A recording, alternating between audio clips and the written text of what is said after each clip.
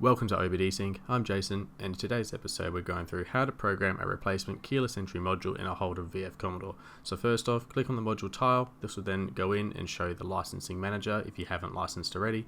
After licensing, you can come back and you can program and learn at any point in time for this module in that car. Once you're loaded in, click on the flashing tab along the top, and then once you have a battery maintainer fitted, go ahead and click on the right button.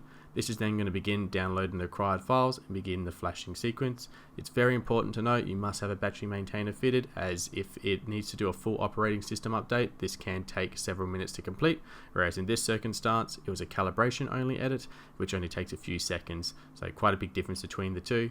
Once it's all done, we will get a pop-up indicating that we need to cycle with the ignition and then also clear all faults.